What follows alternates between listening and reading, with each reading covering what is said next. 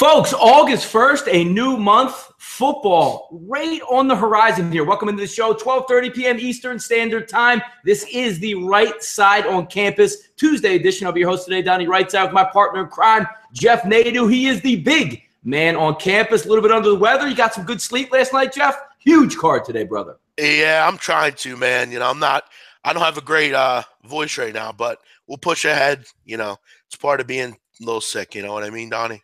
Hey, man, money never sleeps. You can't get sick on the job here. People got to get that knowledge in, big man. We're going to bring them to him today. What's up, brother? Jordan played with the flu. Best game ever, possibly. So, hey. So we're looking at a sweep tonight, then, is what you're telling me. I'll push on. Getting everybody up to speed. Welcome to everybody in the chat box here. I'm just trying to actually load in myself. A little bit of a delay here coming off the CFL football show, but we will carry it on today. Major League Baseball is on the docket. It's what we live for, Jeff. So why don't we get into it here? Any thoughts or comments about last night, about some way some of these games ended here, Jeff? Not particularly. I mean, I'm looking ahead further, Donnie. Move past it. It's a new day, new dollar, and new matchups. Yeah, a lot of stuff going on here. I got to do extra studying, Jeff, this week. Usually we look at this, business that we're in, and we come on SBR, try to do a couple podcasts, couple shows a week, Saturday sit down, some different formats we have. Actually, this is turning into work this week for me, Jeff. I got to do extra study time for the roundtable tomorrow. A nice condensed day for me. Got to run around, get stuff ready for the trip, heading down to Costa Rica. Then I got to get ready and do some future looks there for the roundtable in Costa Rica as we preview NCAA football week 1 and NFL football week 1, along with some team total wagers and whatnot. So a lot of stuff to do for me, Jeff. Usually I can just breeze right into it, get in and get out, but it looks like I'm actually going to have to work this week, man. Well, you can pay me, Donnie. I'll gladly do it for you. Will you be my ghostwriter on DonnieRightside.com for me while I'm away? I'll just say this. You wouldn't be the first person to ask me that. So, yes, surely. If you want, I'd love to. Yep. Amen. Well, let's get into it today, Jeff. A big card in Major League Baseball. Obviously, the month of August, the dog days are truly here. And I really mean dog days because if you took a look yesterday, Jeff, there was a couple flags out here. I know a lot of people were asking me. And again, it's a nice word that I brought up, a false flag. It makes it kind of funny. Most people don't know what we're actually looking at, Jeff.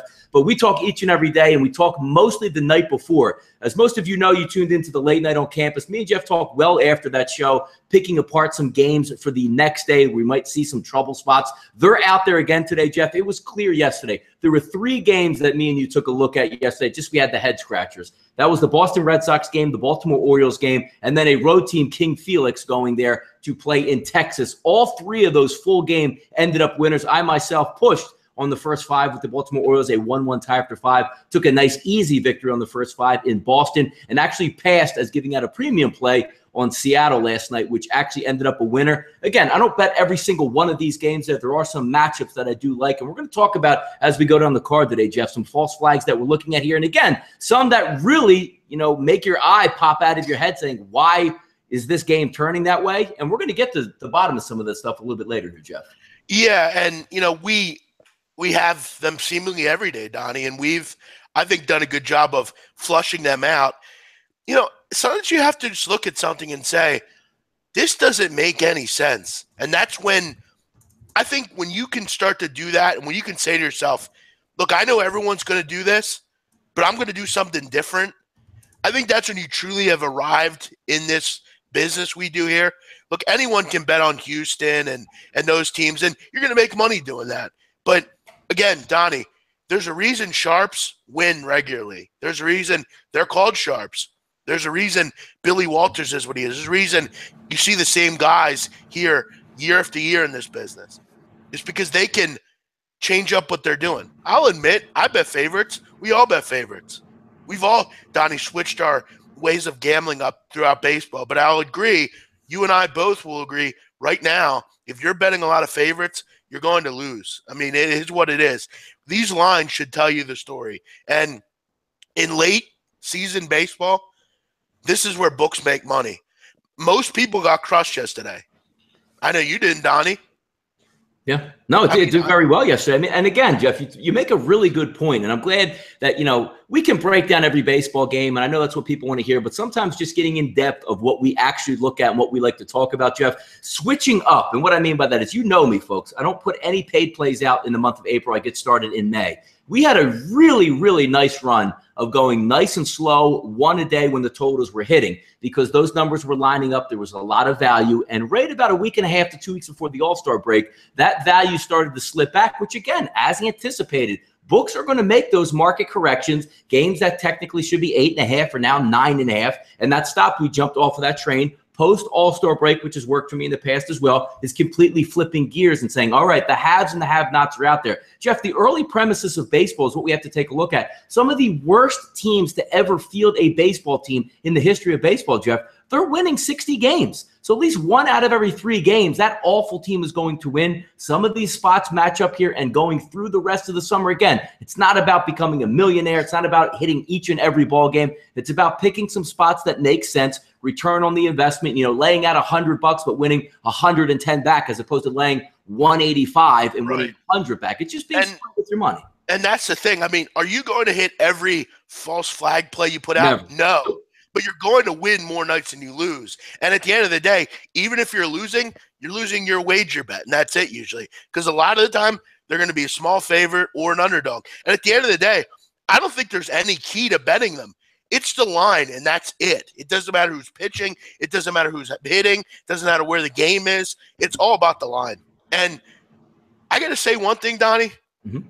For certain sports, I'm a little different. With college football, there are lines and stuff that I'll stay away from and I'll avoid. But the games that I'm betting on, the line doesn't really come much into play with what I'm doing as far as, big favorites and shitty teams and that kind of thing. But it's different to say, well, hey, that's a false flag today, but I'll see how it goes. I'm not going to actually bet on it. When you can actually grab your balls and bet on them and win consistently, those are the guys that I want to be around. Those are the guys I want to do business with. Those are the guys that I want to hang with, because I'm not in this to, have fun and eat chips with my friends and play games. I'm here to make money. This is what we do, Donnie. And that's why, for me, I don't go to work every day. Yeah. We've done this for long enough where we can spot things. I'm not going to be hard-headed and keep betting shit just to appease myself. You have to switch what you're doing up. And when you're losing with too many favorites, it's time to wake up and say, I'm going to switch what I'm doing. And you don't do that, you're not going to make money. No, and even getting back to the premise, Jeff, is taking each sport has a different dichotomy that you want to look at. Baseball is played each and every day. Most baseball players are on an even keel. And again, getting back to the premise, it's hard to sweep a series. So the worst team, look at the Phillies on a run right now. It happens. Yes. San Diego's still playing decent baseball. When you take a look over on the season, now Jeff's going to get to the point where, again, when we hit the NFL and we hit college football, it's completely different. That's an entire week of capping basically put into one day. I mean, you're trying to line up lines on Monday and Tuesday, dig into the crux Wednesday, trying to find that information. Baseball's not like that, Jeff. We don't reach out to beat writers in baseball and say, hey, so-and-so is pitching well. Does he look good in his bullpen session? It's completely different there. Whereas fading the public, so to speak, Jeff will be the same. In the NFL, I take a lot of what the public has and try to turn it against them. But that's not the end-all, be-all, because Jeff will point out the same thing we laughed at last year. I don't care how sharp you were. Betting the Browns was stupid. I don't care how square you were. Betting the New England Patriots was genius. So, I mean, there's different things that we look at in football season, but football is more of the overall numbers. You could take your FIP, your BAPIP, your advanced metrics, but the public is going to tell you in baseball through the dog days of August which way you're supposed to go. And again, it doesn't work every time. And you should be happy with that. Yeah. And I'll admit, last night I took Kansas City. I'll admit it. I definitely took them. The reason I took them is because at the end of the day, I didn't think Ubaldo Jimenez would pitch well 2 straight nights. I felt like he was a guy that could defy everything, and most of the time he does. And I lost at the end of the game on a bad on a team that couldn't hit. But Donnie, I told you that as that line went down, I got God, unfortunately. Yep. But it is what it is. Sometimes that happens. But at the end of the day, those are mistakes that I'm learning from. That I'm going to say, you know what?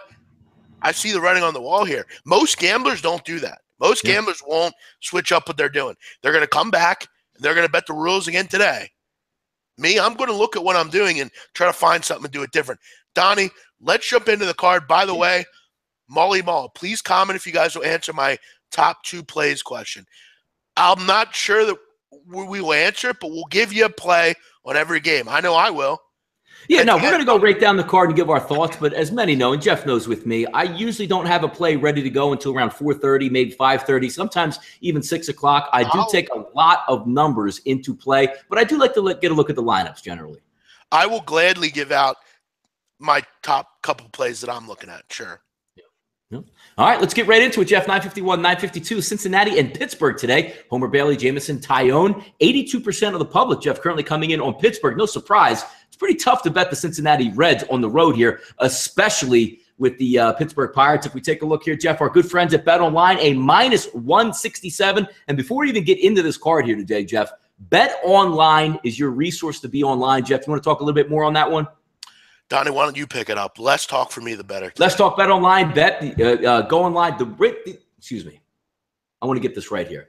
The reason I like BetOnline over each and every other book out there, Jeff, it's simple. Give me the lines first, because if you know what you're looking at, BetOnline is a fantastic resource. We have talked about it last night, Jeff, on the Late Night on Campus. What's the problem everybody has with their local bookies? The lines are juiced, and they don't get them out early enough. The lines have already shifted. You might say today, Jeff, my goodness, Pittsburgh opened at BetOnline at -160. I love that game. And the lines don't come out till 6 a.m. this morning. You flip it on and you go with your local. Like, boy, let me get in on the Pittsburgh game today. Jeff, it's 180 right now. You already missed out. BetOnline, get the best of the number early. They put the lines out on more sporting events and more lines earlier than any other site out there. Every day I check my odds screen, Jeff. You know who's out there first? BetOnline with the numbers there. So open up an account today. Check it out. BetOnline, Jeff. Why? Because you can. Exactly. Great point. So we'll get right into BetOnline information here again. -167 on the card. I don't have much on this game, Jeff. 18% of the public backing the road team, Cincinnati here. 6.64 ERA for Homer Bailey. Jamison Tyone, although getting lit up in his last 3 games, Jeff, a 3.79 home ERA. If you're looking at this game just on ahead, it's a high price for me to pay if I want Pittsburgh. But right now, Cincinnati on the road, it's just a tough bet. I did win with them on Sunday with Castillo on the mound. But right now, Jeff, he's probably the only guy you can trust on that staff. Yeah, this is a game I would pass on if I was anyone out there. There's a full MLB card today. This is probably one of the last games you should be looking at. Neither team gives you much confidence. Look, if you're wanting to lay 170 with a team that's lost 6 of 7 and sitting 195 lately, go ahead. But I'm not going to do it. Pirates have struggled as well. Tyone's off a bad start. I would imagine he would come back and pitch well here. And again, I'm not looking to bet on Homer Bailey either, though. At the end of the day, I just don't have much in this matchup. Reds are the worst team I are in baseball. They just have no rotation, no bullpen. The lineup struggled, but Pittsburgh's almost come back to earth as well. A game that I have no interest in. I will point this out. Reds have won 6 of 7, though, against the Pirates. So they do and have played well against Pittsburgh, but I don't know how you can honestly lay 170 with the Pirates. I don't really. Yeah, no, exactly. I don't have much on that game. Over-under in that game is at 9. It's probably about right. But again, you're just looking at overall value in the situation. You're just going to take Homer Bailey and, try to cross your fingers there. You're going to get a good start. I hear you on that. But again, laying that much money the opposite side. Most of the books are a little bit lower. Chris is showing a 180 in that game, Jeff, but it looks like the prevailing number is somewhere between 165, 170, 175. So that number is a little bit higher, maybe getting pushed due to some money coming in just on that site in particular. 953, 954, Jeff. Washington and Miami next on the docket. Max Scherzer is going to get the toe of the rubber today versus O'Grady, which is a guy that, you might not be too familiar with, but some of these numbers here might be a little bit eye-popping. Jeff, only 16% are backing the home team here, the Miami Marlins, 84% on Max Scherzer. The line opened up at 200, sitting right around that number, risen up to BetOnline at -206, 5 dimes, or is that 210 also, over-under set at 8. If we take a look at some of the numbers, Jeff, on the road, hey, Max Scherzer, 1.81 ERA, Jeff, and going over 7 innings per start. Now also with a fortified bullpen, you get a nice 1-2 punch if you are betting Max Scherzer here. O'Grady, though, Jeff, 4 starts, 3.68 ERA. He's had 2 home starts, a 2.25 ERA. So it looks like a low-scoring game is in tail for today. But do you trust Grady to go out? When is the rug going to get pulled out? But he has been good lately, Jeff. Yeah, but the growing theme is when a young pitcher like O'Grady has looked good in 2 or 3 starts, it would be best to probably bet against him here. We have to point out Max Scherzer is probably the NL Cy Young winner right now with the way he's pitched. I mean, he leads the NL in strikeouts, opponent batting average against, opponent OPS, and innings pitched. He's been an absolute monster. He has over 200 strikeouts. Listen, I mean, the Marlins were one hit last night against Gio Gonzalez. They had hit well, but you look at kind of who they played. They played against Cincinnati's of the world, and those kind of teams. Now you face a real rotation, and a rotation now, I got to tell you, the Nationals for me going forward are a bit of a bet-on team. Now they have a little bit of a bullpen to contend with. Their lineup has improved, let's say, as far as some of the guys that you didn't think would hit. Wilmer Defoe's hitting. Brian Goodwin's hitting. They got Howie Kendrick, a veteran. So they're getting good improvement from the guys that you wouldn't expect to hit, and they still have those regular guys that we know and love. Yeah, look, I mean, you basically going to get Scherzer for 7, then you're going to go to Madsen, then you're going to get a Kinsler, then you're going to go to Doolittle. That's pretty shut down if you ask me. I would go with the run line here. I don't trust O'Grady in this spot. It wouldn't surprise me for him to come in and get crushed in this game. I think the Nationals going forward, I wasn't a big favorite of their laying runs and a half, but I am now. I really like what I'm seeing from this team as far as from a bullpen perspective, and they're good on the road. I'd lay the 1.5. You're going to get 9 at-bats here. That's clear. I like that when I'm laying a run and a half. BMOC and Donnie, who do you think got better after trades? QQ Wilson, feel free to listen to our show last night, the late night on campus. We went through our winners, our losers. We did a breakdown of the trades there, Donnie. It was a whole lot of fun. No, it was good. Just a couple snippets there. Obviously, the Dodgers and the Yankees, to me, were the big winners coming late down the stretch and also over the past week and a half. A couple other teams fortified their bullpens, which did nice things. Obviously, you're seeing there the Kansas City Royals. But, yes, we covered that all last night. Some good information, Jeff, which brings us right into one of the winners, Jeff. 9:55, 9:56, Maeda and Sims tonight. That's the Dodgers and the Atlanta Braves. The Atlanta Braves fresh off of getting their tail kicked by the Philadelphia Phillies. Jeff, doesn't get any easier tonight, even though they're at home.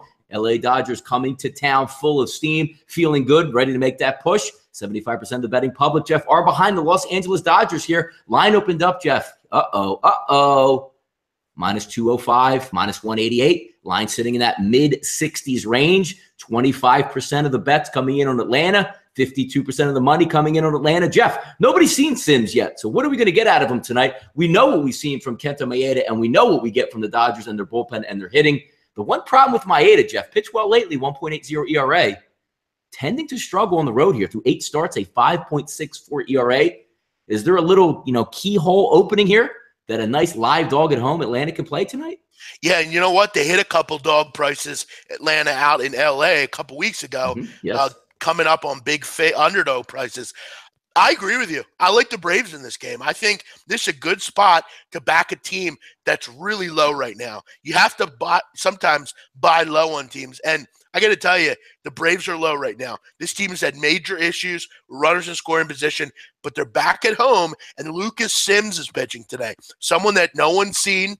He's from Georgia, Donnie. He's from the area, grew up a Braves fan, reminds you a little bit of Paul Blackburn, Kyle Freeland, those kind of guys that have pitched well in their home parks for their hometown team. He's their 19th best prospect, so not one of the better prospects, but he is a guy that's pitched well at AAA Gwinnett. And Donnie, Kenta Maeda is a different pitcher on the road. He really is. He's a totally different guy, near 6 ERA. And the problem we have with Maeda, he does not go deep into games. He's only went past 5 innings 3 times in his 16 starts. That's not good enough. Does Atlanta have the edge in bullpen here? Yes. Do they have the edge in the lineup? Yes. That's why for me, in this game, I'm going to look to Atlanta, first 5 money line. I think this is a good spot to maybe take them even on the plus half a run. That way you get the tie covered. You could even lose, or you could even be tied here and you'll win. So for me, I again, if you're going to get the Dodgers game to game, it's going to be on the road. And again, have the Dodgers gotten much better? Sure they have. I don't really care about what they do long term. I'm worried about them tonight in this game. Not worried about them long term. We all know I love them long term. But again, Maeda, Sims, who's pitching at home here, a lineup that no one wants to bet on. Why is the line going down? That is the question I have. For me, I'm going to look more to Braves first 5 in this one.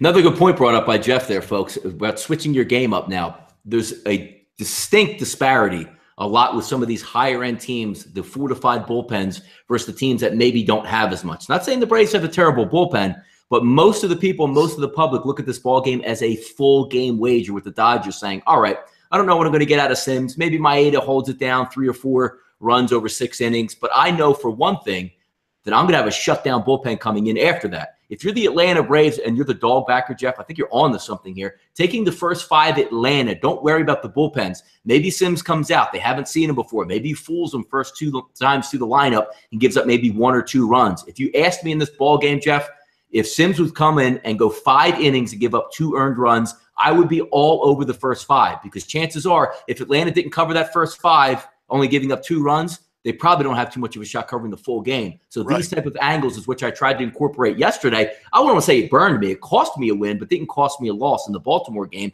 because my same thoughts were saying, you know what? I know that bullpen down in Baltimore was expended over the weekend in Texas. Same thing you brought up, Jeff. Zach Britton pitched 2 straight days. They actually let him pitch 3 straight days, which a lot of people didn't think would be the case, especially with the trade talks. But the same thing in Boston. I knew both of those teams yesterday had hammer bullpens. I just wanted to take it as a fade of Clevenger in the first 5 innings versus Pfister. It worked out perfectly, but the same thing, Jeff, I think is going to take place. I like what you're on to, thinking about first 5s as opposed to full games in this spot. Yeah, Maeda is not a guy I'm looking to bet on right now. Just not. Right on the road, especially. At home, different, but on the road, he's not a guy I'm interested in. Plus, something about giving the Dodgers that last at bat at home too, Jeff, you know? Yeah, that's another good point. I mean, they are dominant at home. No one will dispute you. If anyone will dispute you, it won't be me. I've talked about the Dodgers all fucking year. But in this game, in this one little game, I would take a shot with Atlanta. And look, could the Dodgers win full game? Sure. I mean, they could be down 3-2 at the end of the first 5 and win 7-3. I don't know. I just need them to do well in 5 innings. At plus half a run, you can get a pretty good price back, Donnie. I mean, on the money line, you're getting plus 160 on Atlanta. If you take them first half plus a half a run, you can get plus 105 or plus 110. Depends where you look. Jeff, by the way, going over the baseball card here, we'll get back to in a second. I have the monitors or the TVs up in front of me here, and I just wanted to get your thought and point of view, because I have a staunch point of view on this from playing Division III football. I'm looking at the David De La Haye kid from UCF, right? Who has the YouTube channel that produces income, and everybody's all hot and bothered. And again, I played, not at a high level, which I can give a better point of view on here. What's your take on the UCF making this kid ineligible because he has the YouTube account? Well, here's the thing, Donnie. I'm a staunch believer in, look, if I wanted to go to college right now, you know what I'm going to have to do? I'm going to have to pay for it. David De Gea, or whatever his name is, I'm going to guess is probably not paying for him to go to college. Listen, if he's there as a walk-on and he's paying his way through, he should be able to do exactly what he wants. But unfortunately, Donnie, when you're an athlete, you're set to a higher standard than everyone else. You get perks that I'm not going to get going to UCF or USF or wherever this guy goes. It's blatantly clear in the rule book what you can and cannot do. I'm sick of these kids doing shit that they know they can't do. Look, if I was the president of the NCAA, it wouldn't mean much to me, but I'm not, unfortunately. Listen, most of the rules in this country, I don't fucking like. I think they're all stupid. I don't understand them. They're ridiculous. But at the end of the day, this guy properly is aware of what he can and can't do. He was told to not do it, and he probably did it anyway. At the end of the day, if you don't like it, don't play football at a college level. Go get a job and make money. You can do whatever you want.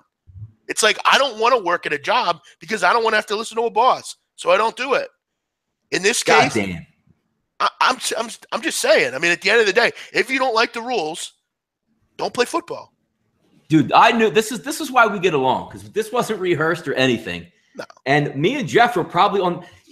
If you don't understand the ramifications in sports, which I never can understand why the outside people who aren't athletes, have never played college sports, or don't have a sports inclination, they say, it's a free country. He should be able to do what he wants. Look at all the money that the NCAA makes. Let me tell you something here. I graduated from Division III, and thank God it was in the 90s and not now where it's probably double the price. Right. But I came out with heavy student loans. I would have gave my left arm to run a faster 40 and get a full ride to a D1 school. If me and Jeff came on SBR and they told us, Jeff, the only thing you can't do is go out and wear a green hat around town. You go, you know what?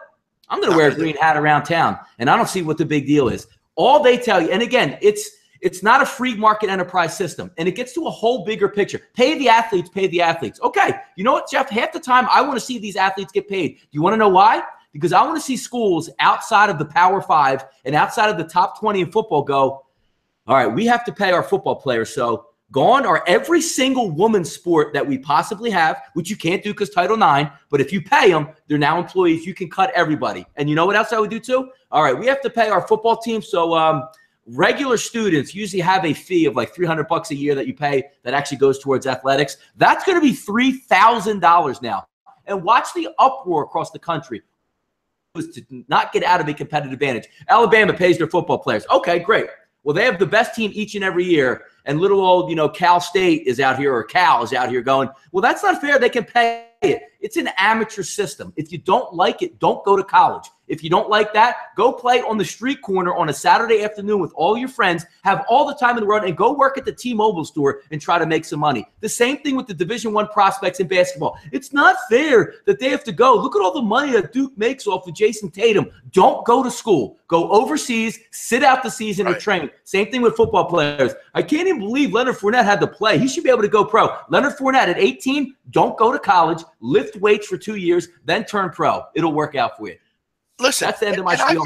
I can't take it anymore. I've made it clear. If I was a high-level recruit like Michael Porter or R.J. Barrett or Zion Williamson, I wouldn't play a fucking minute in college. I would go over to China, to Australia, play 1 year basketball, and go play in the NBA. I will not be used by an organization or a university to make money off myself when I'm doing all the hard work. You don't like it?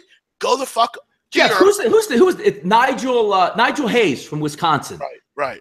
Very thoughtful, very thought-provoking. He makes me more angry than any college student I've seen over the past 10 years. Why? He had an opportunity to leave early and be a first-round draft pick in the NBA. He decides to go back to school. Then he shows up on the set of like College Game Day saying he's a poor, broke college student and something needs to change. Listen, bro, you could have went pro and been a millionaire. I don't know if anyone knows this, but unfortunately, in every aspect of the world, you get trampled on. It's not just in college.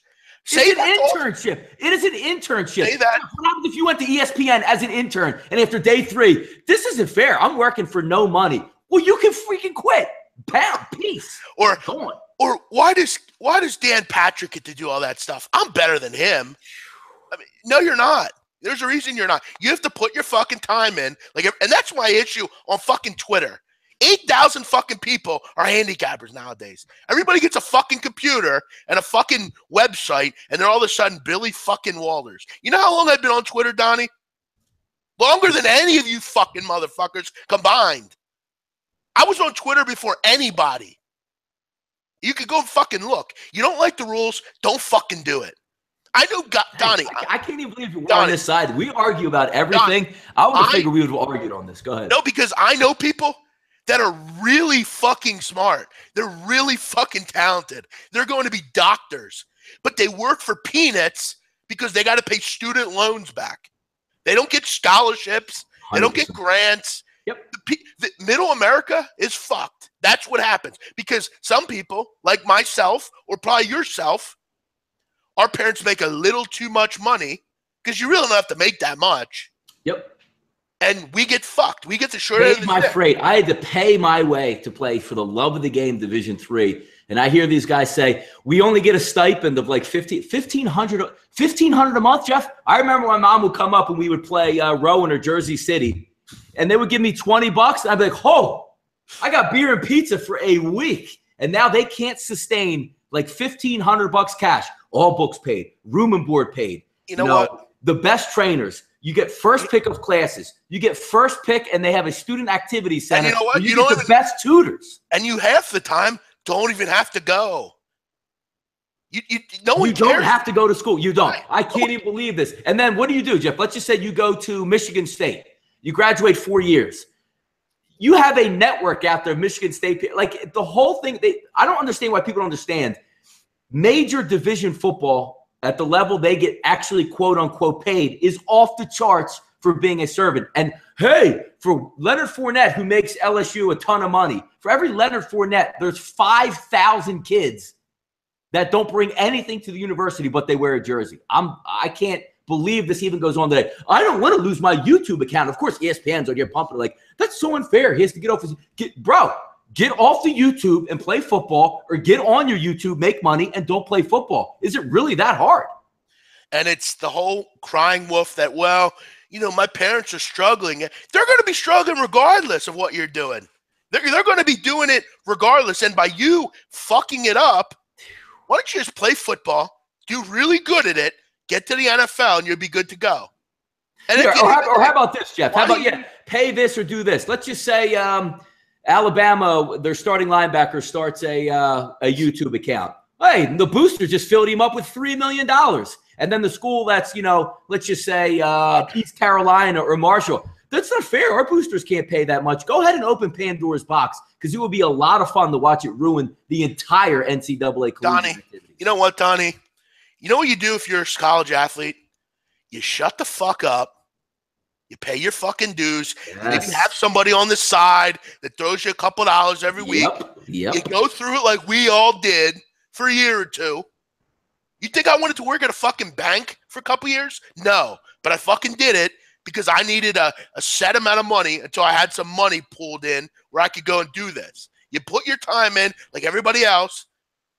But you know what's funny? These guys are the same guys that said, well, we struggled our whole life to get where we're at.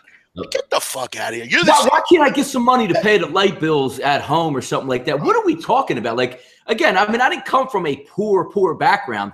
But again, I had to work all the way through college, then get lumped up with huge college debts. And all I hear is, yeah, but they only pay our education and we don't get that much. Like, dude, you're getting way more money than I ever got. $20 stretched for a damn near month in the 90s for me at college. You know what's crazy? David De La Haye, or whatever his name is, ain't going to the NFL. He's not going to do anything high level with football. Why don't you just quit and be a YouTube star? You're going to make more money. Do you really need to play football that bad? And he's a kicker. So am I missing something here? Yeah, it was one of I'm so glad that actually came up there, because every time I see it, and it happens at least, God love Jay Billis, a super smart guy, but he's flat out dead, backwards ass wrong on his whole look on the NCAA and why everybody should get paid. If everybody's going to get paid, you're going to drop down to 20 schools in college football, 20 schools in college basketball, and one women's team that's going to barnstorm the country in the Connecticut Huskies. Everybody else will be gone, and then you'll have all the little guys, the feminists. This isn't fair. This isn't fair. That's what you wanted. You wanted to pay. So go ahead and have at it. Life isn't fair. Get the fuck over it. It's a dog-eat-dog world. Your mom and dad brought you into the world, but you got to fucking live in it. So at the end of the day, wake the fuck up. I mean, it's such a great conversation. It all gets back to that crux. You don't have to. Jeff, this isn't war. This isn't where they knocked on your door. Jeff Nadeau, is he here? Yes. Come with me. You're going to do 3 tours over in Vietnam back in the 60s. Oh, yeah. No, they're offering – they have a scholarship saying, we will pay for everything you want. You just can't get extra benefits. That's un-American. You know what's un-American? Don't go. That's American. You know what? Take your scholarship. I'll go play D3, work at the post office, and make some bank while I play college ball. Good luck. Good luck. Right. And you're also in an era now where you get paid the most in pro sports. You think these guys would learn? Think about you here in the 60s and where you were. Like, it's just, it's pathetic. And you know what, Donnie? I won't lie. Growing up, I mean, for most of my life, my family's always been very good to me. I could, like my brother and sister. My brother and sister, Donnie, both work for my family. They both have jobs with my mother and father in some way. My parents have various businesses. Me, I didn't want to do that. I wanted to go and do my own thing, make my own way in life, find something that I like to do and do it. This apartment I live in, I pay for.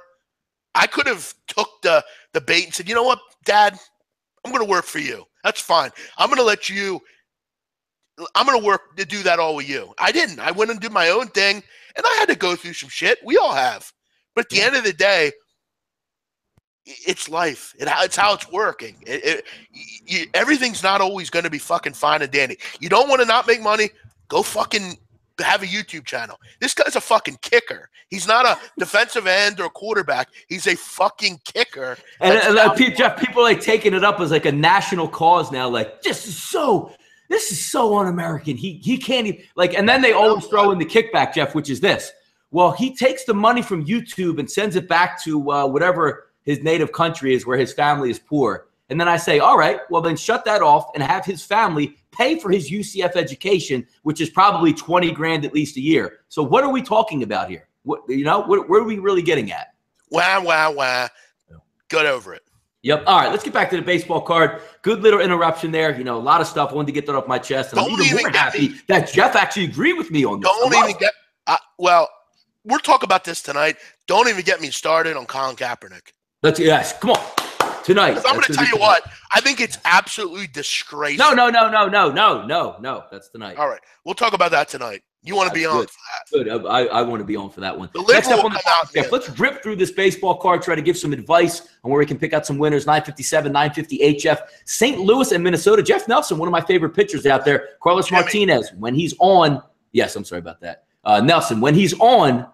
Very good pitcher Martinez. When he's off, he can be hit a little bit. 56% back in Milwaukee at home here, Jeff. Line opened up as a slight favorite pick'em, so to speak, towards St. Louis. A little bit more money coming in here to a minus 116 on Milwaukee. Looking at some of the numbers, Nelson, Jeff, to 11 starts at home, 2.39 ERA. I'll take that every time. Martinez on the road, 3.84. Last 3 starts, 4.26. A little bit enigmatic. We all know how the struggles that St. Louis can have, especially with hitting in their lineup. Bullpen, a little bit of flux. If I see Sidahora O come into the game or Brett Cecil into the game, take your money, put it under clamps, and just hope and pray that it doesn't go against you there. Total in that one, 8.5. I don't have much on this game, but if I'm looking to bet here, I'll be looking to bet Milwaukee here, honestly, Jeff.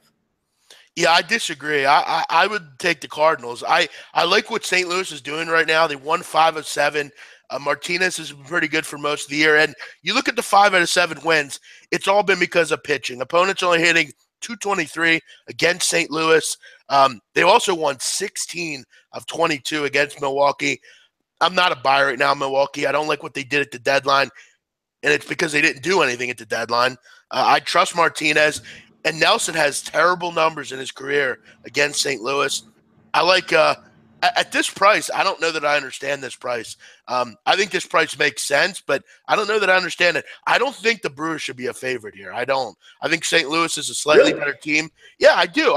Nelson, look, I mean, has he been good? Yeah, but look, Martinez is pretty good also. And look, I think the lineups are – I think Milwaukee's slightly better, but the bullpens are both a wash. I think this is a flip kind of game, but I think St. Louis should be the favorite. I don't think they should be an underdog here. But, again, I guess because they're at home. But I like St. Louis. I would – if I had to bet this game, which I probably won't, I would take the Cardinals. Yeah, interesting there. Let's keep it moving. 959, 960, Jeff. Arizona and Chicago. Corbin Lester, battle of the lefties on the mound. Only 34%. Hey, Donnie, yes, what's up, man? Real quick, what would you do? What would they have done if it was someone like Sam Darnold? Sam Darnold wouldn't do that because he understands the rules. He's quietly advised, this is what you do and do not do. You know, as a high-level athlete and even as a low-level athlete, what you can and can't do. It's like it's like guideline at any company you work for. We're paying for you to come here. We're paying your livelihood. We're going to give you a meal plan. We're going to give you travel everywhere. We're going to give you a bowl gift. Highest level care of everything you can have. Yeah. Rock star status on campus. You're young. You don't really know what money is yet. And all they're saying is, look, don't get extra outside benefits. That's all they're telling you. And by the way, no other college kid gets what you're getting. So what we need you to do is don't make money for yourself. Because we're not here to have that happen. You got to play by the rules or you're gone. And David De La Haye didn't play by the rules. Sorry. They get a stipend every month, a stipend. Can you imagine, Jeff, being, 19 years old and them handing you about 1,000, maybe 1,500 cash on the first of the month, and you going, I can't even make it through. Meanwhile, every bill in your life is paid for. being at college. $1,500, you would have thought you were a millionaire, which is probably why they go out and buy jewelry and stuff. Let me give a call to every friend of mine that's in college. Let me ask them if they get a stipend. Give me a minute here. Yeah, ask them what they got in their wallet. All my credit cards are maxed out. I basically have to stop by and have like a McDonald's, dollar menu cheeseburger just to make it through the day. When these guys get to go to the training table with steak, fajitas, whatever they want, egg whites, chefs make it up for them. Give me a break. And if you're so concerned about your family in another country, which I agree is very honorable, yes, go out and work. Don't be so greedy. Or the opposite. If you're really looking out for your family, say, I got 4 years, which again, in college football, you're going to stay on campus. You can graduate in 3 years, get your degree, go out, get a real job, bring your family over, support them. Isn't that more honorable? Oh, it's totally more honorable. FIFA Maniac. What a comment here. Great stuff. Hey, big man, I'm living in Cork City. Would not advise betting on them right now. Losing Shawnee McGuire wasn't like losing a team, losing their striker. Cork's a small place. That's a great point, FIFA Maniac. And I got to tell you what, Donnie, Shawnee McGuire leaving Cork has affected this team. I was devastated, man, when it happened. I was too, because that meant Cork City wasn't going to make me money anymore. I took them yesterday. They lost. First loss of the year. They are a different team without Sean McGuire. Sean McGuire going to Preston kills Cork City. For me going forward, great point, FIFA Maniac. They're not going to be a team. And I'm really, with the new league starting, Donnie, Celtic starts on Sunday or Saturday. The Irish League is a distant memory for me going forward. So thank you, FIFA Maniac. But I'll tell you what, we made money on them all year, so I'll take it. Jeff, back to the card here. Corbin struggling on the road, 6.37 ERA. Leicester, 3.57 at home. Even better over his last three, 2.05. Heavy number here. You're looking at opening around 170. Current line around 171, 172. Bet online, Jeff, at 167. This one total opened up at 8.5, staying at 8.5. I don't have much on this game. Again, John Lester, I don't think I've bet on him in 5 years at this point because I just don't get a good read on him. And again, I'm not a big Cubs backer, and I'm not laying 166 with the Chicago Cubs. We'll see what comes with the Diamondbacks today, but two lefties on the mound. I'm not interested in this game one way or another. How about you? Yeah, I don't have much value here either. That's a great point, Donnie. I don't want to back Corbin on the road. He's a mess. And I don't want to lay 170 with John Lester and the Cubs. I would consider, if I had to bet on this game, I think the Cubs will win. They're good against lefties. I would consider the team total over for the Cubs. That would be the play I'd recommend here. They're good against lefties. Corbin has had major problems on the road, and that's why this line's 170. That's exactly why. Don't fall into the bait and say, Diamondbacks are getting plus 160. I got to take them here. This is a Cubs line. If you ask me, I have no interest in betting on Corbin on the road. Cubs should get the job done. I like the team total over here for the Cubs. Free food, free college degree. He could get that in prison. That's true. You can go, Jeff. You can go to prison and do the same thing as well, right? You can graduate from a good school, get three hots in the cot, and live life. Are you on Celtic tomorrow, big man? Yes, I'm on Draw No Bet, actually. I've already bet it. Donnie, let's move on. Cubs team total over for me in this one. Jeff, next one. I want to have a physical for both of these pitchers heading into tonight in Coors. 961, 962 is a rotation. I'm not even sure if both. Jeff, here we go. I don't know if either one of these pitchers actually has a pitching arm. I'm going to need to see them warm up before the game. Because looking at these stats, Jeff, Matt's his last 3 starts. Hey, he's been great. A 3 whip. That means he's allowing 3 base runners per inning. You say, well, he probably might get out of the jam. No. His ERA is 16 over the last 3 starts. We say, oh, man, you can't bet on Matt's here. Look at Hoffman struggling. A 7.8 ERA at home. An 11.77 ERA in his last 3. And you look at this game and go, I've seen Matt pitch the last 4 games. I've seen Hoffman pitch. You know what? Probably just going to lean towards the home team in this one. Most people would think so, right? 71% of the public out here, Jeff, saying Colorado Rockies is the play tonight. They should be able to out-hit the Mets. Mets just traded Duda. They're bringing up a young kid at shortstop who's very good, but he's still a young kid. Max looks awful. I trust the Rockies here at home. Line opened up at 150. I'm looking right across the board right here, Jeff. I see minus 131, minus 127. Bet online, minus 124. Wait a second, you say, Jeff. 71% of the public is backing the Cardinals. Why is this line backtracking with Matz on the mound? Raise that false flag, Jeff. Yeah, I like the you know what? I like the Mets first 5 here. I hate this game. I sometimes I got to put bleach in my eyes. I can't stand the fact that looking at this game, Jeff, I looked at it last night and said, there's no way that Colorado's line is going to dip into the 120s Donnie, versus Mats. Here's the great point. I trust Mats more than I trust Hoffman. I really do. Goodness. Jeff Hoffman is worse than Mats. Let me ask you, Donnie, if you put both them next to each other, what pitcher, if you had to take, would you take? I don't know. I think Jeff, I think Matt's had Tommy John surgery and they're still letting him pitch through it last week. That's the way he looks to me. Okay. Why is the line dropping? That's what I'm saying. It's one of those lines that you look at with heavy public support, line going backwards. And again, the Mets aren't tearing up the earth like, whoa, here come the Mets, winners of 8 of 9. I'm all over the Mets are a better offensive team on the road. Ahmed Rosario starting tonight, who, by the way, has been raking in AAA. Yeah, I haven't followed too much. I know he's the #1 prospect, but I haven't seen it yet. But I will be interested to see the way he looks. I mean, last year he hit 324. This year he's hitting 328. On base percentage is 367. I mean, he's a good shortstop. Much better than Reyes. Get Reyes the fuck out of there. There's a bat in the lineup you can deal with. You still have Bruce. You still have Cespedes. I'm all over the Mets here. First 5, I think this is the play in this game. You avoid that Colorado bullpen. You focus solely on Hoffman. I mean, let me ask you, if you don't like the Mets here, why would you bet on Colorado? I mean, really, I know. Well, I mean, it all gets down to the basic point in this one. If you're looking at again, let's just say we're looking at 2 trash pitchers. The Mets don't have a bad hitting lineup. They have a good hitting lineup. When Colorado is right, Lucroy is going to be in the lineup tonight. They're going to look devastating if they have a healthy 1 through 8 out there. But again, it's down to the point, Jeff, when we all talk about getting value here. If you say Matz and Hoffman both stink and you just take the first 5 innings, isn't that what value technically is? If I told you, Jeff, I'm going to give you heads, I have tails. But if heads hits, you get plus 125. Right. Who the hell wouldn't take that bet? It's a coin flip. And I think Matz is better than Hoffman. I really do.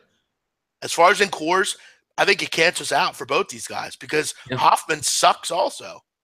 So, I mean, I like the Mets here. First 5. We're hitting a row right now. So you got Mets first 5 in that one. I'm certainly going to be looking. I want to see some lineups that come out there. But again, the line movement, I don't like the Mets at all tonight. But the line movement is telling you right now that is the New York Mets. Next one up, let's raise another false flag. Yes. Donnie, if the line keeps going south, you know what the fuck to do. Hey, you don't have to tell me 2 times, man. Look at my overall games the past 3 weeks. And that's when I get emails. I used to get emails from Jeff for about a week and a half.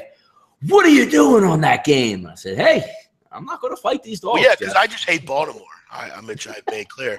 But yes, Donnie, when you're looking at these games, you're going to lose a little value if you like dogs. But you have to wait. You have to see, hey, is this line going to keep dropping? Because it opened 145. It's down to 125. If it keeps going down or stays where it is, that is concerning because all the money's coming in on Colorado, but the line is going down. It doesn't make any sense. So for me, a lot of these games, I wait till about 6 o'clock, then I move on them.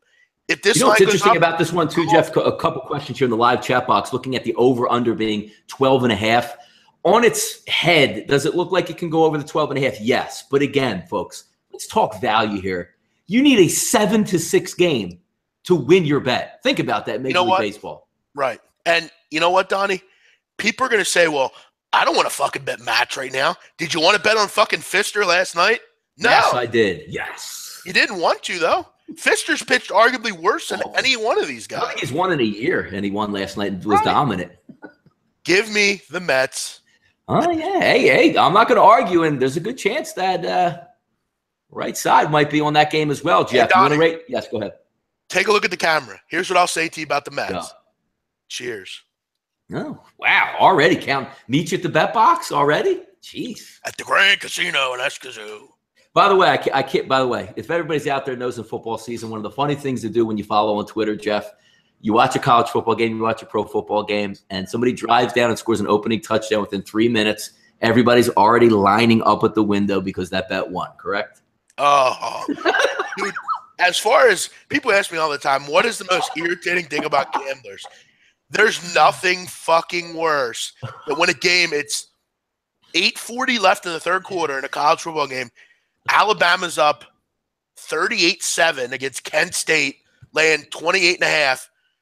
Good fucking pick, big man. Dude, big man, you bailed me out. Or, oh, man, we got this one. And all I want to do is shut Twitter off. That's all I want to do. Shut the hell up and wait till the fucking fat lady sings, motherfucker. Don't do that if you're involved with me. Do not come on my shit and say, great job, big man, when there's fucking 8 minutes left in the game. Don't do it.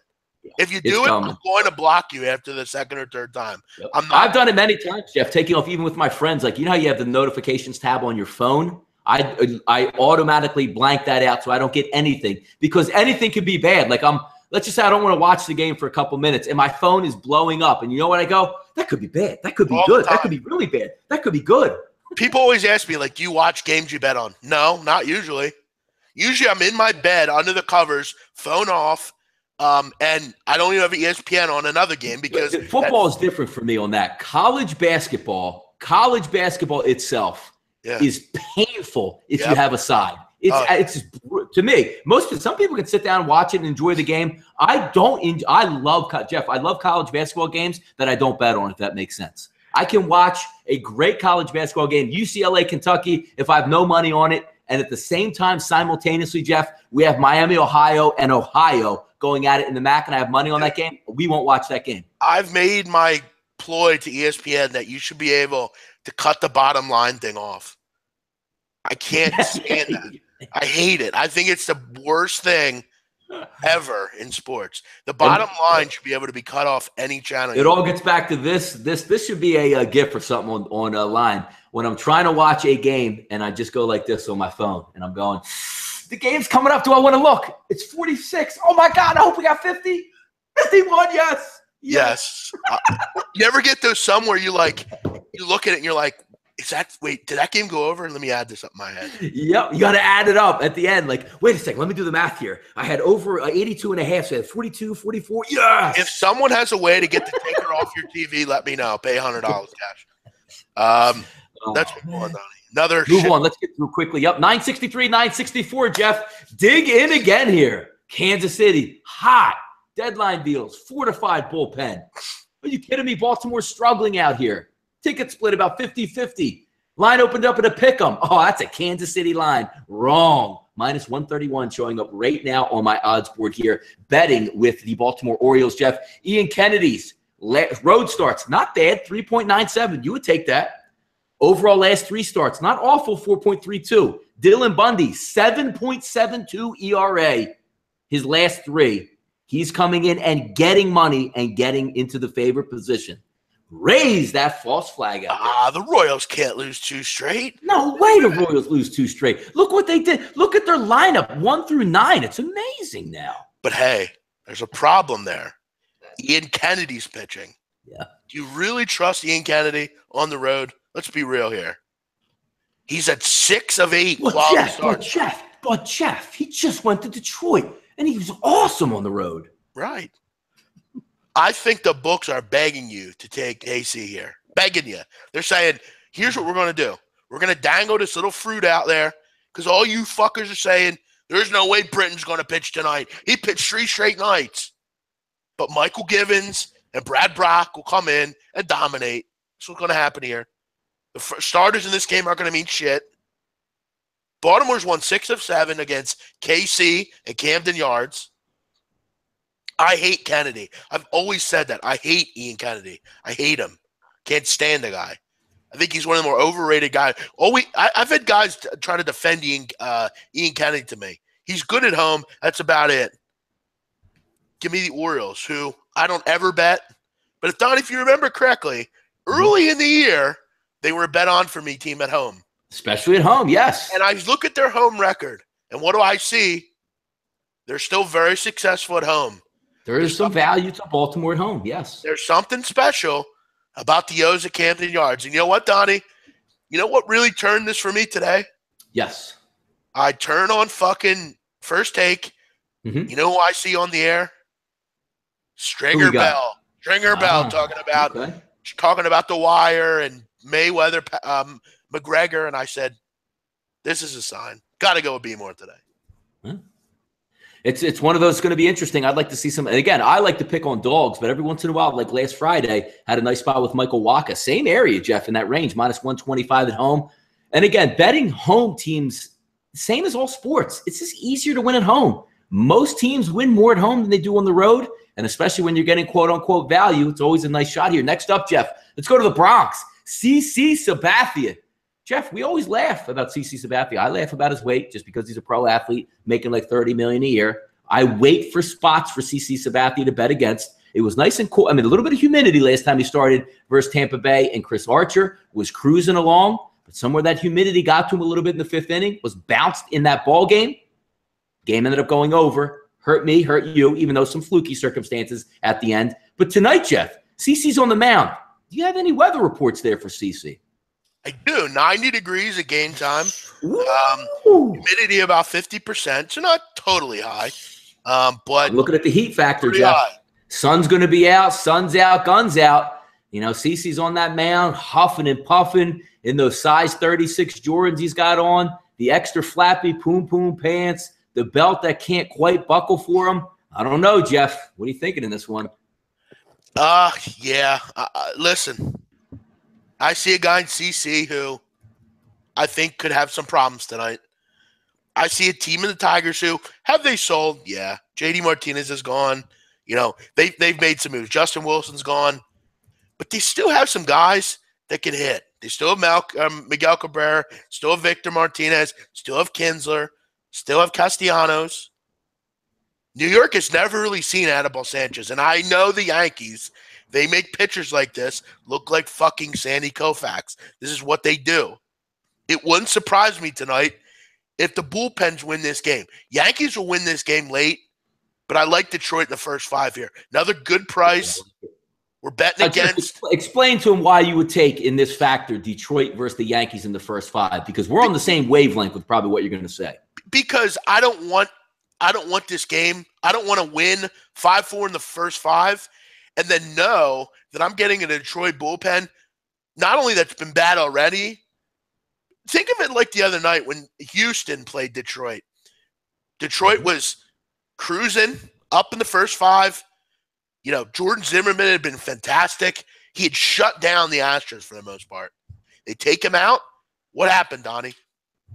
Lit up because Bruce Rondon came in and fucked the lead up. That's not what I want to happen tonight. And plus, not only do I have a team with a good bullpen, I have a team with the Yankees now with an absolutely shut down bullpen. I don't want to face Betances. I don't want to see Aroldis Chapman. I don't want to see those people late. So I'm going to cut that out.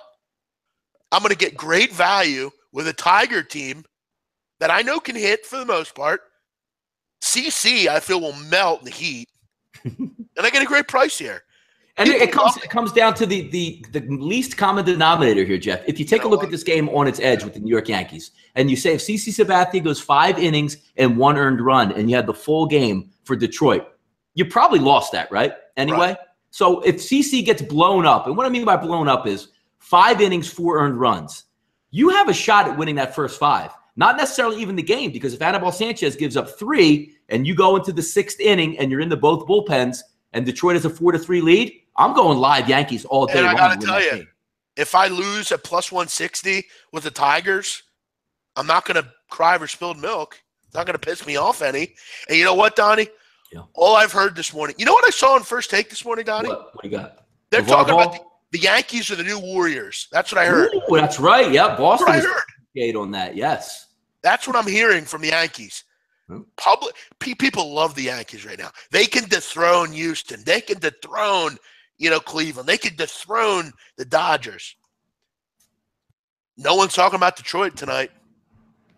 No, just going to mosey in town with a veteran pitcher on the mound. Just has to throw strikes, and you see what happens. And again, you're not talking about saying, well, Jeff and Donnie, why would you like that? The Yankees are a way better team than Detroit. It's all about value in the numbers. And now, CC Sabathia, Jeff, was minus 125 tonight at like 50-50 ticket split. You'd be like, dude, I'm taking the Yankees. but the value is not there, especially on CC Sabathia and especially CC in the first 5 innings. We know he's like a 4 2/3, 5 2/3 pitcher. Why not just isolate that area and don't deal with that Yankees bullpen? So I agree, Jeff. I like you said exactly. Yeah. Next up, Jeff, 967, 968. Good segue there into the other team in the AL East, so to speak, and that would be the Boston Red Sox. Cleveland and Boston going to match up again, game 2 tonight. Carrasco Sale, 75% betting on the home team with Chris Sale. It doesn't surprise me. Obviously, Sale's dominant. If you're looking at him have an off start, what's an off start? 3 earned runs in that game. You saw the way Cleveland couldn't touch Fister last night. Now you're going to get, obviously, a much better pitcher. Over-under, Jeff, in Fenway. 7 in an American League ballpark. I don't care who's pitching on the mound. That's kind of interesting. Line opened up at 160, currently sitting at 166. Anibal Sanchez, Jeff, 3 road starts on the road, 3.24 ERA, lit up a little bit in his last 3, a 7 ERA. Chris Sale is going to be, excuse me, I actually read the wrong numbers on that one. I'll just take those right out of your ideas, Jeff. Cap this game for me since for some reason my computer just went on the fritz on this one. But if you're looking overall at value numbers, we do know that Cleveland actually hits Sale well, has seen him a lot, obviously being interdivision for many, many years. I don't have much on this lineup here. I do like the fact that Cleveland's only getting 25% of the actual bets in this one, but I don't know if I'm looking forward, Jeff, to going against Chris Sale, even if the numbers tell me so. Yeah, I'm not so much worried about the numbers in this game. I took Cleveland. I'll admit I would take them now if I were you. Listen, if you lose, you lose. But I don't have a problem getting 150 back with Carlos Carrasco, who, look, has Chris Sale been absolutely fantastic? Yeah, he's on a 20 2/3 scoreless streak. But I got to tell you, Donnie, Carlos Carrasco has been pretty fucking good himself. And at the end of the day, yes, I don't care that the Red Sox went out and got Addison Reed. That doesn't do much for me. Give me Brian Shaw and Cody Allen and Andrew Miller over those fucks any day. And a better lineup, honestly, and a better lineup out of, on paper anyway for the Indians. You're getting a lineup in Cleveland that has good numbers against Chris Sale. Edwin, 385. Brantley, he's not good against Chris Sale. But you look at Carlos Santana, Jose Ramirez, Francisco Lindor, all with 16 at-bats or more and hitting above 350, all of them. A couple of these guys have some good numbers against Chris Sale, better numbers than most against him. And at the end of the day, I don't know that I trust the Red Sox. Until they can start hitting consistently, until they can start getting the job done consistently, I'm not interested. I will say this really has the makings. It's hard for me to not bet the under in this game. I have an interesting feeling. This game really looks like a 2-1 type of game. I would be really surprised if this game was 5-3, really. And I know it looks like, hey, we have to go bet the over here just because it just looks too good to be true. I truly believe this will be a low-scoring game. This line has plummeted. It was 8. It's down to 7. I could make a case this should be a 6.5 line, honestly. With the bullpens you have here, with the inability at times for these lineups to hit, and with the 2 starting pitchers, I wouldn't be surprised if this game I think it should be 6.5, this total, honestly. Yep. Yeah. I mean, this game really looks like a 2-1 game. For me, though, I would take a shot with Cleveland here. No, I would agree. Next up here on the docket, Jeff, ripping through some of these. Good luck capping this one down in Globe Life. Erasmo Ramirez, who is just an all-time – how can you picture – like Erasmo Ramirez's job in Major League Baseball is what, Jeff? We're down 9-1 in the 4th inning. I come in and try to give you like 4 or 5 innings just so we don't tax the bullpen. He's the lowest level player in the league. I mean, he has no real value to a team. He comes in when the game's already lost and tries to clean it up and not make it look worse.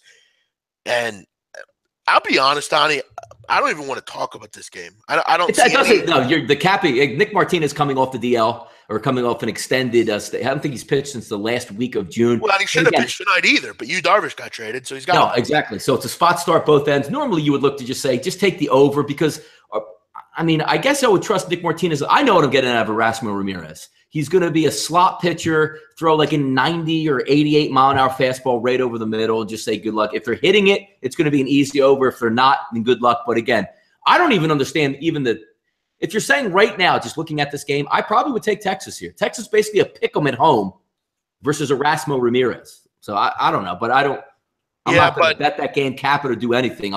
That's my opinion looking at it on its face. if I was getting plus 120 here, I would take the Mariners just because I don't think the pitching match was going to be shit. And at the end of the day, I think Seattle's bullpen's getting better. I like Yastrzemski. I like getting fucking Steve Cishek out of there. Or he's in there now. I'm saying, no, who'd they get? No, that's what they traded for. Like, I don't even like. I'd rather have Cishek on my team than Erasmo Ramirez. Okay, that's right. Yeah, they traded Cishek. I'm sorry. But I don't trust Nick Martinez. That bullpen's a fucking mess now. They don't have anyone either. I had Seattle last night. I think it'd be a similar game to tonight. Texas also 239 against righties. Not interested. And again, I mean, this game's going to be decided by the bullpen, so it's a fucking coin flip. But I'm not getting enough money back to elicit taking Ramirez. I'm getting even money to take Erasmo Ramirez. That's like taking a future and waiting 4 months. It can and cannot hit. It's not something I'm looking to do. If you're betting on Erasmo Ramirez tonight, I get where you're going there, but I don't understand why you'd bet him at this price. Doesn't make any sense to me. Next up on the docket, Jeff, we're going to take a look at Toronto and the Chicago White Sox. Scene of the crime last night. Even though I didn't have money on it, Jeff, felt a little vindication for losing a 6-run lead on my Los Angeles Angels of Anaheim game on Sunday. It was nice to see Toronto go up in flames last night in almost the same type of fashion. Stroman's going to take them out today, Jeff. 79% of the public wagering on Toronto. Line opened up at 200. It's now a minus 222 on the road. Is it a clear advantage for Toronto? Yes. But am I looking to lay Toronto over 200 on the road? Don't care who it's against. And you all saw the past 2 nights, Jeff. White Sox came up and bit you there. It's a heavy price delay for a team that's not really in it, even though the pitching matchup is so distinct. But we've all seen this go, awry. 3 ERA for Stroman over the year, a 1.89 over his past 3 games. Pelfrey starting to leak oil, 4.71 at home. No bullpen to speak of for the White Sox. But again, Jeff, I'm not interested in laying that large a number with a road team here. Yeah, if you're laying 220 with Toronto, you should probably find something else to do with your time. And there will be people that'll do it. They'll put him in parlays and say, I got him at Stroman. Your Pelfrey sucks. They'll bounce back off that tough loss last night. Get the fuck out of here with that. I mean, that doesn't mean shit. Motivation. Get out of here with that. If you're laying 225 with Toronto, again, find something better to do with your time. Could it win? Yeah. Will it probably win? Yeah. But it's not something right now you should be doing. You shouldn't do it ever. But if you're laying 220 with them, you got a problem. I think if you think that the White Sox can hit, why not just take the over? Because Toronto will probably hit Pelfrey. For me, though, I don't have much of this. Yeah, and I'll tell you what, White Sox have won 12 of 17 against Toronto. Problem is, doesn't really mean much now because they're a totally different team. I'm not sure what kind of lineup they're going to be able to field tonight, the White Sox, due to the fact that Willie Garcia and Moncada both went out of the game. For me, this is a pass. Nothing on this game for me. Jeff, one of my last flag looks, so to speak, coming up next, 973, 974. Chris Archer, Mike Fiers. You can't beat Houston at home. Nobody beats Houston at home. 66% of the public don't think Houston's going to lose tonight. Line opened up at 140. Damn, that's cheap for Houston at home. Chris Archer's coming to town, Jeff. What are we looking at now? Chris showing a minus 110 slight favorite Donnie, towards the Tampa Bay Rays. What did I text you before the show? You said, please bet Houston. It looks like the best play on the board. No, I actually said to you, Houston is a Houston's an underdog. Ha ha ha ha. Yep. And that should tell you. And again, Jeff, we're not even looking at like a great Archer start last time. Like, damn, he went on the road and dominated the Yankees. He was very average in New York. The same type of power hitting you're going to get from Houston. But that line movement, again, only 34% of the public pushing them into a favorite in this spot. And again, what's everybody going to say, Jeff? Wait a second. Houston at home. Fiers plus money. Where do I sign up? And you know what? You're not even – and if you're taking Tampa Bay here, you're not even like, well, I mean, I got to take the fucking Phillies here. It's like I'm actually getting to Archer and the Rays. Not a bad team. I mean, I want to point something out. By the way, Houston's a great team right now. But, hey, I don't know if anyone knows this. You don't win the fucking World Series in July or August. They didn't do anything to get better. I think today as we wake up, Houston's a worse team bringing in Francisco Liriano, and they did nothing to get better, which we've talked about. I love the Rays in this game. You look at the last 7 games for Houston, Donnie. And they got pummeled last night. Right. But you look at the last 7 games. Have they been able to score? Sure. But you look at their pitching. Their pitching the last week or so has been poor. Opponents are hitting 275, scoring over 6 runs a game. You're getting a team in Tampa Bay here who's not bad. I mean, they have some bats. You added Duda, a nice power threat. Archer's been pretty good for most of the year. And Donnie, do you really trust Mike Fiers, honestly?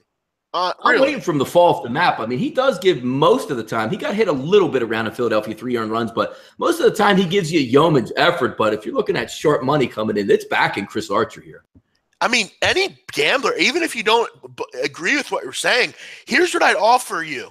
If you don't understand why we're doing things, come on here and explain your thinking process. Come on here and tell me why the fuck Houston is an underdog here. I want to hear your belief here and why you agree with, because I'm going to watch shit today. I'm going to see shit today that's going to have Houston in their plays today. And I want to know why, when you look at this game, you say to yourself, do you really think they're putting this line out there and saying, we're just going to give Houston a minus, we know what's going to happen here, but we're just going to put this price out there. Anyone would expect this line to be 140 if it was listed at 120 last night. It's going to get bet up. It should be getting bet up. Houston should not be an underdog in Tampa Bay. Wake up. Start to smell the fucking roses here, because at the end of the day, you know what's going to happen tonight. 2-0 Tampa Bay right out of the fucking gate. And what you want to do in these dog plays should be betting a lot of – I think, Donnie, you're dead right, with a lot of first fives. Because I want to match up these pitchers and get the value. You're right. Yes. Those are where games are lost. And at the end of the day, we never know what's going to happen with bullpens. They're the true potion here to everything you're going to do. So, again, and Donnie mentioned it, when you have a team, if they're down in the first 5, they're losing, it's rare at 5-0 they're going to come back anyway. So yes, again, correct. That's always the theory on the first 5, saying if something goes awry in the first 5, you probably lost the full game as well. So there you go. Right. Wake up, go out, get yourself a drink, have a coffee, wake up, look at the lines a little bit different. Sean Glass says, is the dome open or closed in Houston? The best part about having a retractable dome in Houston is they never freaking open it, which is hilarious. And you know what? Why did you put a dome on there? If you're going to beat Houston, it's right now. No Springer, no Correa. Yeah, I'm going to tell you right now. Maybe Altuve's got to take a day off. Watch Altuve tonight. He'll go 0 for 4 or something. It's a new month. Yes, right. Yeah. Feeling he's going to go on a little bit of a streak now. Where he's going like in a sales job, you press it at the end of the month. You got to take a breather to start the next couple of days of the first of the month. I got it. Exactly. Next up, Jeff, 975, 976, Samardzija Minaya playing in the big toilet bowl known as O.O.O.O.O. Coliseum. 32% back in the road team here, San Francisco. All they're doing is traveling across the bay here. Opened up as a favorite slightly towards the Oakland Athletics, still staying slightly that way. Bet online at -120. If you're looking at a total, it's 8, which is amazing in an American League ballpark to have that. But then again, look at both of these pitchers. Tend to, when they're on, strike people out. Look at both of these lineups. Don't leave a lot to desire. If you're trying to take a look, Samardzija on the road, 5.28. Last 3 starts, 6.75. Minaya, a little bit better at home, 3.64 ERA. I don't have much on this game. 2 really bad baseball teams. Good luck if you're wagering on this one. And you're at some terrible atmosphere. Yep. That in 20 years, no one will give a flying fuck that these 2 teams played. Nobody gives a shit. Nobody cares. None of these teams are doing anything.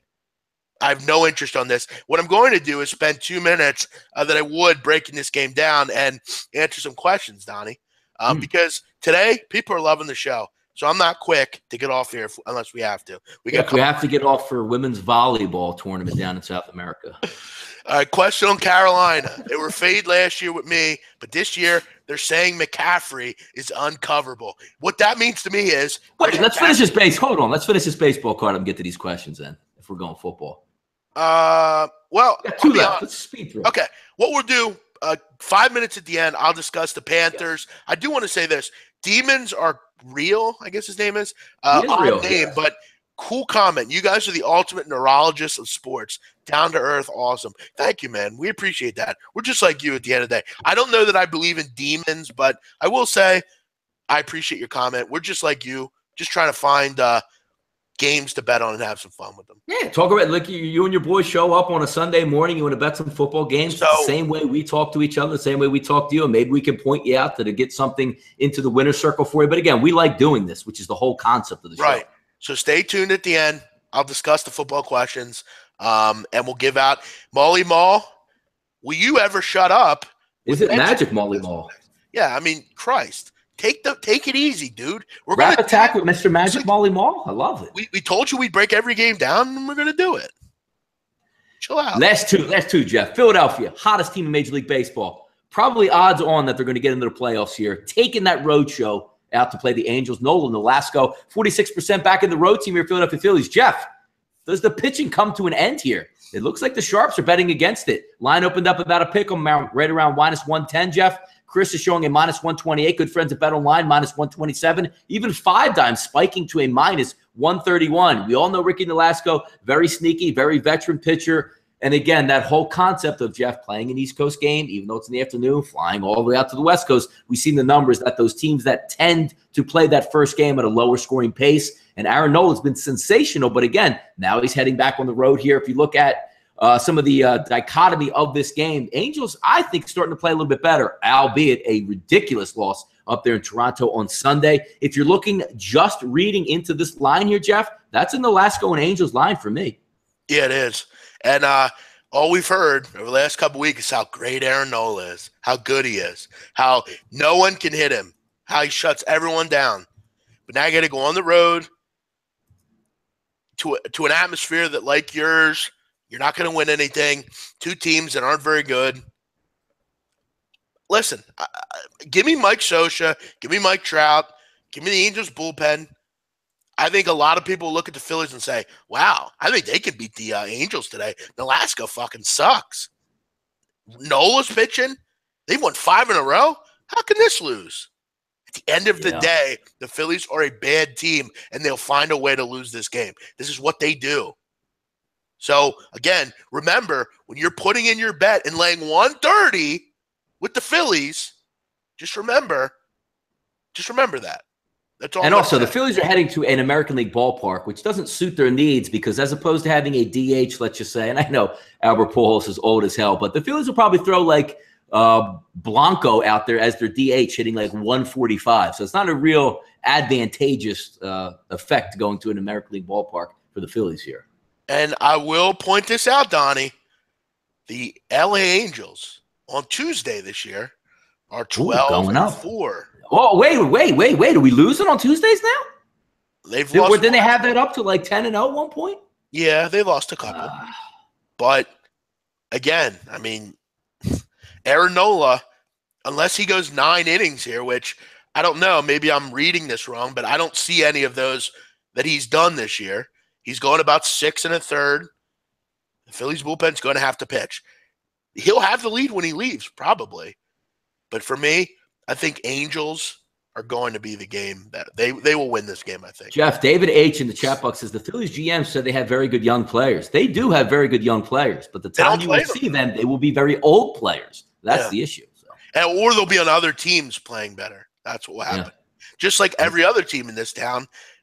Raja Bell fucking sucked on the Sixers. He goes to the Suns, and he's a high-level NBA player. Stop. Raja Bell, back when we were making the run against the Lakers, Jeff, he was the tits. Baby. But he didn't play.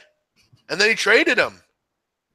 Or, every other Eagle player that sucks here, like Kiko Alonso, couldn't see the fucking field. He was horrible. Goes to Miami and has a great year last year. Mm-hmm. What a surprise. Next up here, Minnesota, San Diego to end the card. Jose Barrios versus Julius Chassin. 50-50 ticket split here, Jeff. Opened up as a pick'em. Currently staying at a pick'em here. About a clean, even game as you're going to get across the baseball card. Over under open at 8. Currently sticking at 8 here. Beware of Julius Chassin at home. Very good pitcher. Barrios, we all know the live arm he has, but does tend to get lumped up at some spots here. Is this one spot, Jeff, that you might be looking at for San Diego Padres? Yep. Twins have lost 6 of 7. And you know what, Donnie? They are horrible. Their bullpen is horrible.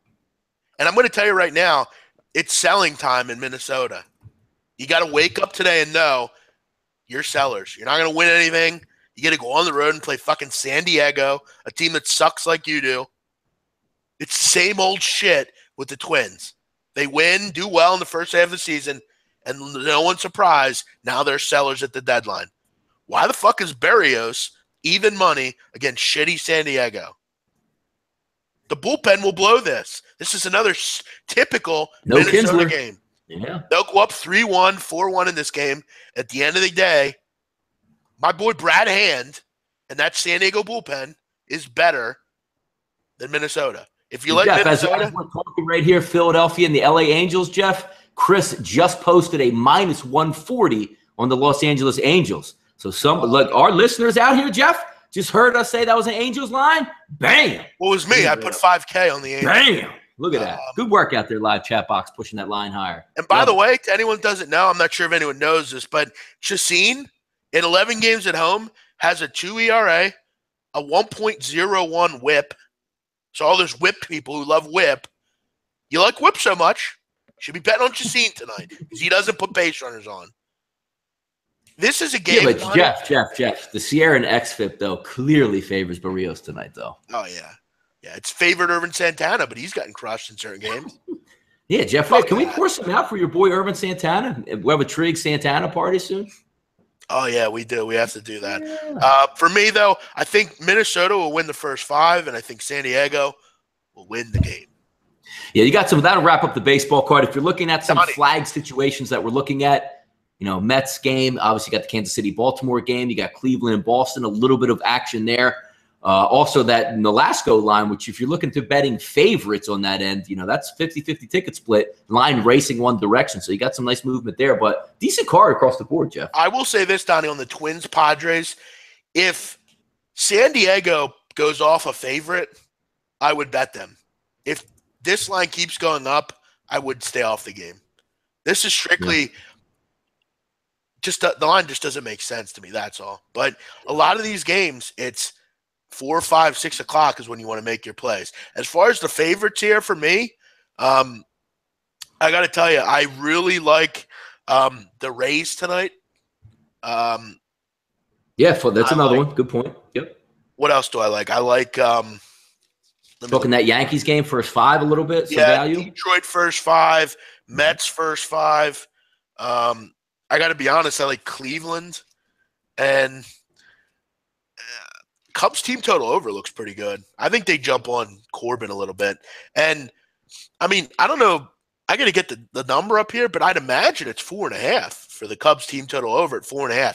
When you can get a Cubs team against a lefty at 4.5, I think it's an auto bet for me. Whenever they face a lefty, I'm interested. Yeah. So that's something I would look at as well. It's 4.5. So that would be something I'm looking at there. Yep, and that'll do it for MLB card. Jeff, you want to leave what's up before we get out of here? Well, someone was asking about the Panthers. Look, when I hear that a rookie is tearing it up, I don't really put much stock into that. Everyone tears it up in training camp. I mean, the fucking water boy's great and delivers great water during training camp. Everyone's good. The guy with binoculars outside filming it has great binoculars, and he's good at filming. Everybody's good at training camp. No one's shitty. So, look, I don't put a lot of stock into that. I think the Panthers are an 8 or 9 win team. They'll be a little better than they were last year, but I don't think they're a playoff team. Will they win some games that they lost last year? Probably. But at the end of the day, for me, I'm not worried about the Panthers offensively. I'm more worried about defensively. They have major problems on the defensive end, particularly in the secondary. Do they have Kuechly? Sure. Do they have Thomas Davis back healthy? Sure. Do they have, those guys up front? Sure. But at the end of the day, Donnie, you look at that secondary, what the fuck do you have back there? You have our friend Kurt Coleman, Captain Munnerlyn, who's still in the NFL somehow. I mean, James Bradbury, Mike Adams. I mean, who the fuck are these guys? I mean, you literally have a Ferrari, but you don't give him any fucking insurance. What is that secondary? Honestly. That's my thoughts on them. So, do I trust that Christian McCaffrey's going to be good? Maybe, but like every other white running back, he probably won't be. No. No, that should just about wrap it up today, Jeff, for the right side of campus. A nice, clean, almost hour and a half show. We'll be back tonight. If you heard about midway through there, Big Man's going to go on a Kaepernick rant tonight, and I may chime in support or against. That's what you don't know. I'm going to have a feeling that most will be against my thoughts here. But no, I don't think so. That's just my thing. Who's the best player on the Eagles? Carson Wentz, baby. I don't know. There's a lot of great players. Love the Eagles. All right, guys. Everyone have a great night. We'll be back 10 o'clock Eastern. Bye-bye.